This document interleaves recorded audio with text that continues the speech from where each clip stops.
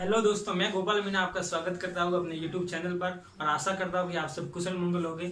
आज मैं प्रारंभ करने जा रहा हूँ राजस्थान का इतिहास। राजस्थान के इतिहास की यदि हम बात करें तो इतिहास को मुख्यतः 3 कालों में बांटा जाता है। तो पहला है प्राक ऐतिहासिक काल,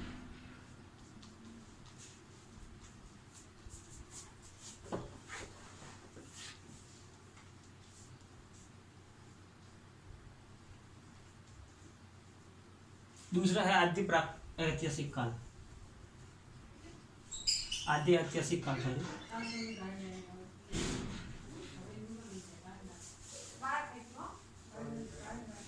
और तीसरा है ऐतिहासिक काल।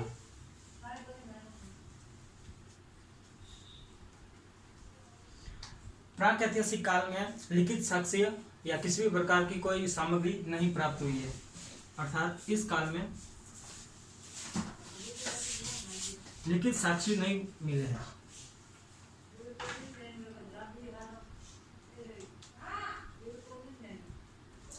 और यदि हम बात करें आद्य ऐतिहासिक काल की, तो आद्य ऐतिहासिक काल में हम लोगों को लिखित साक्ष्य तो मिले हैं परंतु अपठनीय हैं। इनको हम सामान्य तौर से पढ़ नहीं सकते हैं। और ऐतिहासिक काल की यदि बात करें तो इसमें जो साक्ष्य मिले हैं वो लिखित मिले हैं और इस लिखित मिले हैं एवं पढ़ भी सकते हैं, पठनीय है। और आद्य ऐतिहासिक की बात करें तो इसमें इसकी जो लिपि है वो है सर्पिलाकार लिपि। सर्पिलाकार लिपि वह लिपि है दोस्तों जो इस प्रकार से है, जो दाएं से बाएं और बाद में बाएं से दाएं, इस प्रकार सर्पिलाकार, इस प्रकार की लिपि को सर्पिलाकार लिपि कहते हैं। और इसका अन्य नाम है गौमूत्र लिपि। गौमूत्र लिपि और एक अन्य नाम है जो सामान्यतः एग्जाम के पॉइंट ऑफ व्यू से ज्यादा पूछा जाता है, उसका नाम है बुस्ट्रोफेदन विधि। बुस्ट्रोफेदन विधि। तो जो आद्य ऐतिहासिक काल में है इसमें 2 प्रकार की सभ्यताएं, वैसे चीन की सभ्यता जो कांगो नदी के किनारे, और सामान्य तौर पर हम देखें तो सभी सभ्यताएं किसी न किसी नदी की घाटी अथवा नदी के किनारे मिली है। तो इस काल में एक है मेसोपोटामिया की सभ्यता है।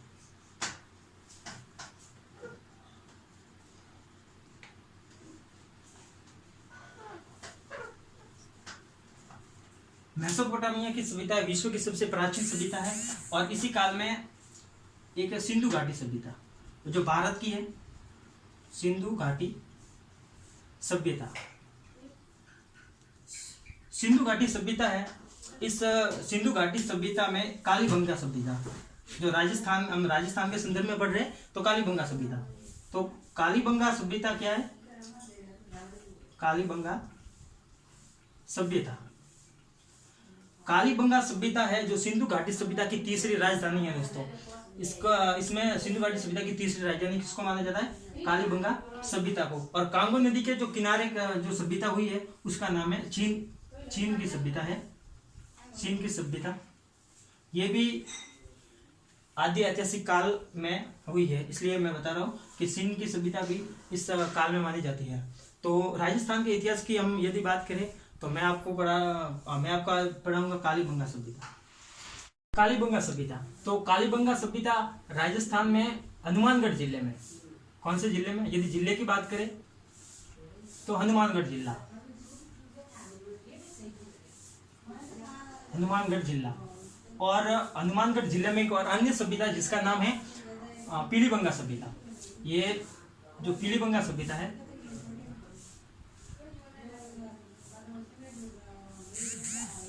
पीलीबंगा सभ्यता, ये भी हनुमानगढ़ जिले में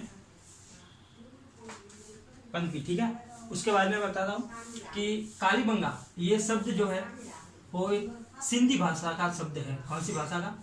सिंधी भाषा का शब्द है। तो सिंधी भाषा का शब्द है तो इसका अर्थ होता है काले रंग की चूड़ियाँ। काले रंग की चूड़ियाँ, काले रंग की चूड़ियाँ। जो सर्वप्रथम जो इसकी खोज है या इसका उत्खनन है वो अमलानंद घोष द्वारा, अमलानंद घोष द्वारा सन 1952 में अमलानंद घोष द्वारा इसका उत्खनन कार्य सर्वप्रथम किया गया। ये मोस्ट इंपोर्टेंट है, सर्वप्रथम या प्रथम उत्खनन।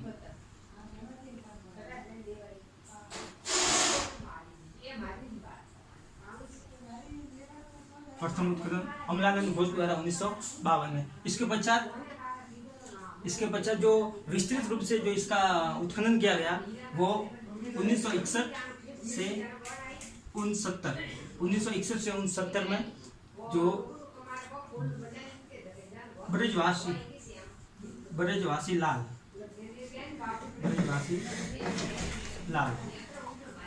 लाल द्वारा इसको सामान्य तौर पर बीवी लाल भी कहा जाता है, बीवी लाल।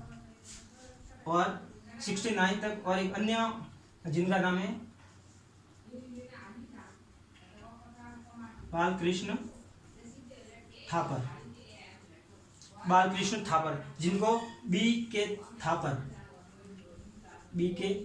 थापर इस नाम से भी जाना जाता है। इन्होंने विस्तृत रूप से इन दोनों इतिहासकारों ने विस्तृत रूप से मतलब कालीबंगा सभ्यता की के उत्खनन के बारे में बताया। ठीक है दोस्तों, तो ब्रजवासी लाल और बालकृष्ण थापर। तो सर्वप्रथम कालीबंगा सभ्यता हनुमानगढ़ जिले में इसका उत्खनन हनुमानगढ़ जिले में माना जाता है। और उसके पश्चात हनुमानगढ़ जिले में अन्य सभ्यता जिसका नाम है पीलीबंगा सभ्यता, और सिंधी भाषा का शब्द कालीबंगा, और काले रंग की चूड़िया जिसका अर्थ होता है, और पीलीबंगा सभ्यता और मैं पीलीबंगा का अर्थ होता है पीले रंग की चूड़िया। ठीक है। और अमलानंद घोष द्वारा 1952 में प्रथम उत्खनन कार्य किया गया। ठीक है दोस्तों, तो आगे हम चलते हैं।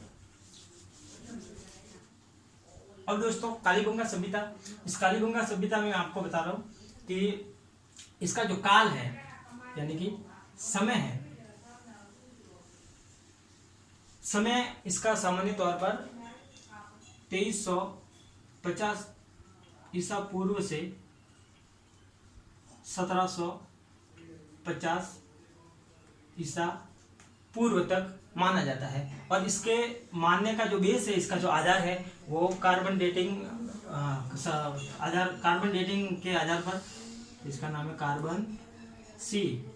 इस पद्धति के आधार पर इस सभ्यता में इसके काल का निर्धारण किया जाता है। इसको काल निर्धारण विधि कार्बन C14 भी आता है कई और कार्बन सी भी कहा जाता है। इसके द्वारा कार्बन सी डेटा इसके द्वारा इसके काल निर्धारण को बताया जाता है। ठीक है दोस्तों, 2350 ईसा पूर्व से 1750 ईसा पूर्व। ठीक है। अब ये बात करें हनुमानगढ़ जिले में जो ये कालीबंगा सभ्यता है, तो हनुमानगढ़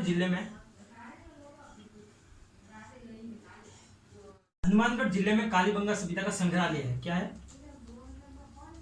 संग्रहालय। इस संग्रहालय का उद्घाटन है वो सन 1985 से 86 में संग्रहालय, इस कालीबंगा सभ्यता के संग्रहालय को मतलब उद्घाटन किया गया 1985 में। ठीक है। अब कालीबंगा सभ्यता है वो स्वतंत्रता के पश्चात, स्वतंत्र भारत के उपरांत, स्वतंत्र भारत के उपरांत जो भारत में खोजा गया जो स्थल है वो है कालीबंगा सभ्यता। इस सभ्यता में कांसे की धातु का मतलब कांसे की धातु सर्वाधिक तौर पर बताई गई है, इसलिए इसको कांस्य युगीन सभ्यता कहा जाता है। मतलब ये सभ्यता कांस्य युगीन समय में हुई, इसलिए कांस्य युगीन सभ्यता कहलाती है। ठीक है दोस्तों, अब मैं इसकी विशेषता के बारे में मैं बताऊंगा। इसकी विशेषता इसकी विशेषताओं में इस सभ्यता में जो मकान मिले हैं उन मकानों के आगे जो सड़कें होती थी, सर्वप्रथम सड़कों के बारे में बताऊंगा। सड़कें है वो समकोण, एक दूसरे को समकोण पर काटती थी, इस प्रकार से एक दूसरे को समकोण पर काटती थी। और यहाँ पर जैसे इस प्रकार से मकान होते थे। तो यहाँ की सड़कें है वो समकोण पर काटती थी और यहाँ के जो मकान है वो ग्रीक पद्धति से बनाए हुए थे। मकान ग्रीक पद्धति से निर्मित मकान है जो ग्रीक पद्धति से निर्मित है। इस ग्रीक पद्धति को ऑक्सफोर्ड विधि भी कहा जाता है। ऑक्सफोर्ड विधि, ऑक्सफोर्ड विधि भी कहा जाता है। और उसके पश्चात मैं आपको बताऊं कि इसकी अन्य विशेषताओं में यहाँ की जो नालियां है वो नालियां काष्ठ से बनी हुई थी। यहाँ की जो नालियां है वो काष्ठ से बनी हुई थी, यानी कि लकड़ी की नालियां थी, लकड़ी से निर्मित, काष्ठ अथवा लकड़ी से निर्मित। तो जैसे कि यहाँ से यहाँ तक ये जो नालियां है वो लकड़ी से निर्मित, तो यहाँ से बाद में पक्की नालियां। तो इस प्रकार से यहाँ की जो नालियां है वो काष्ठ से बनी हुई थी। और यदि यहाँ पे जो मकान है उन मकानों में जिन ईंटों का प्रयोग किया गया वो ईंटें कच्ची थी, कच्ची ईंटें। तो प्रारंभ में इन ईंटों को कच्चे रूप में देखा गया। पहले जो कच्ची ईंट सामने आई प्रथम या प्रारंभ में, और उसके बाद में पक्की ईंटें। अर्थात हम कह सकते हैं कि कालीबंगा सभ्यता में जो मकान जो जिन ईंटों से निर्मित थे वे कच्ची एवं पक्की दोनों प्रकार की ईंटें हमें दोनों प्रकार की ईंटों के साक्ष्य मिलते हैं। तो उसके पश्चात अन्य विशेषताओं की बात करें तो यहाँ पर खेत है, जूते हुए खेत के प्रमाण मिले हैं, जूते हुए खेत के प्रमाण, जूते हुए खेत के प्रमाण। और भूकंप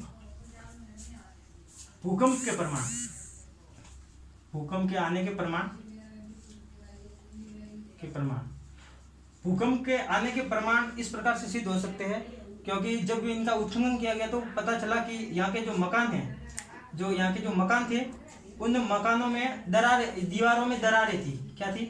दीवारों में दरारें थी। उन दरारों के आधार पर हम बता सकते हैं कि यहाँ पर भूकंप अथवा प्राकृतिक आपदाएं आ सकती है। इस प्रकार से हम बता सकते हैं कि भूकंप के आने के प्रमाण भी इस सभ्यता में मिले हैं। और एक पॉइंट बताते हैं, मैं भूल गया, जो यहाँ की जो ईंटें हैं, इन ईंटों का जो अनुपात था, सामान्य तौर पर ये एग्जाम की दृष्टि से पूछा जाता है, यह इन ईंटों का अनुपात था वो था 30 गुना 15 गुना 7.5।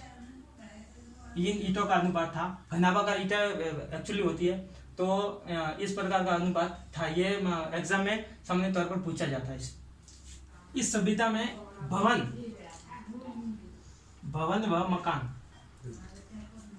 इन भवन व मकानों में जो यहाँ पर जो इनकी खिड़की होती थी अथवा इनका दरवाजा होता था वो पीछे की ओर खुलता था। मतलब इस पीछे की ओर खुलने के मतलब ये बता सकते हैं कि लोगों को शोर शराबा ज़्यादा पसंद नहीं होगा। इसकी वजह से वो सिंधु घाटी सभ्यता के लोग अपने मकानों के दरवाजा है अथवा खिड़की को पीछे की ओर लगाते थे। और इसके बाद में अन्य प्रमाण मिले हैं। अन्य विशेषता में आपको बता दूं मैं कि खोपड़ी के साक्ष्य अथवा कंकाल, खोपड़ी अथवा कंकाल, खोपड़ी के साक्ष्य में इस खोपड़ी के मतलब इस प्रकार के छेद मिले हैं। इस प्रकार के छेद के आधार पर बता सकते हैं कि वहाँ के लोग शल्य चिकित्सा में निपुण थे। मतलब शल्य चिकित्सा सिंधु घाटी सभ्यता में प्रचलित थी, शल्य चिकित्सा। और इसके पश्चात एक सिक्का प्राप्त हुआ है, सिक्का। उस सिक्के के एक और व्याघ्र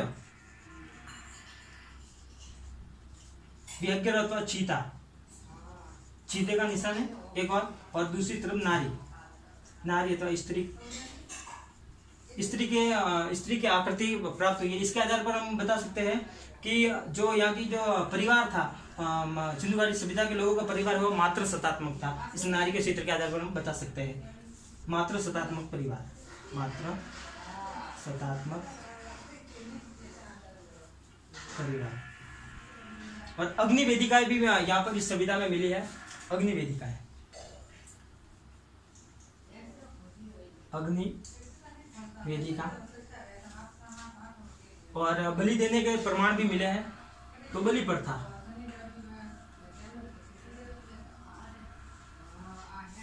और कालीबंगा सभ्यता है वो नगरीय सभ्यता थी। जैसे आगे हम पढ़ेंगे आहट सभ्यता, तो आहट सभ्यता ग्रामीण सभ्यता है, और जो कालीबंगा सभ्यता है वो नगरीय सभ्यता है, नगरीय सभ्यता।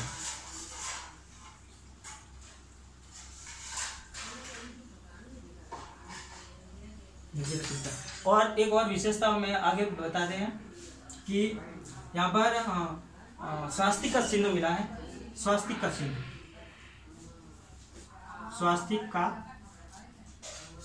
स्वास्तिक चिन्ह, स्वास्तिक चिन्ह के आधार पर हम बता सकते हैं कि वहां के लोग जो वास्तु दोष है उसको दूर करने के लिए स्वास्तिक चिन्ह का प्रयोग करते थे। तो स्वास्तिक चिन्ह भी कालीबंगा सभ्यता के उत्खनन के दौरान मिला है। इस सभ्यता में अन्य विशेषताओं की बात करें तो एक और सभ्यता की बात करें तो इस सभ्यता में तंदूर, सामूहिक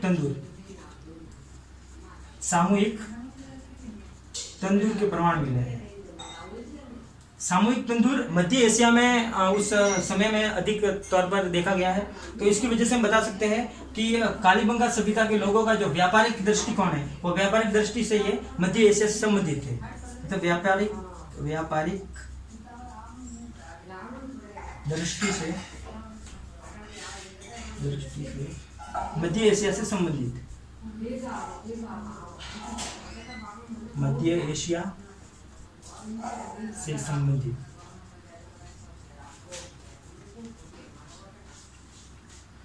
और अन्य सभ्यता, एक अंतिम सभ्यता की बात, अंतिम विशेषता की बात करें तो अंतिम विशेषता में यहाँ पर जो समाधि का प्रमाण है, समाधि का प्रमाण भी मिला है। अर्थात मृतकों का दाह संस्कार, अंतिम संस्कार समाधि के माध्यम से भी किया जाता था। उस समाधि में अंडाकार समाधि का प्रमाण मिले हैं, अंडाकार समाधि के प्रमाण।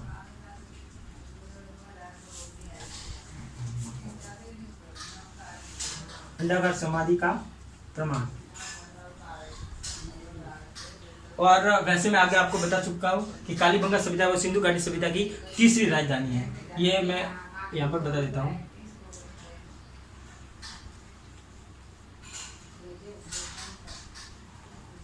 सिंधु घाटी सभ्यता की तीसरी राजधानी।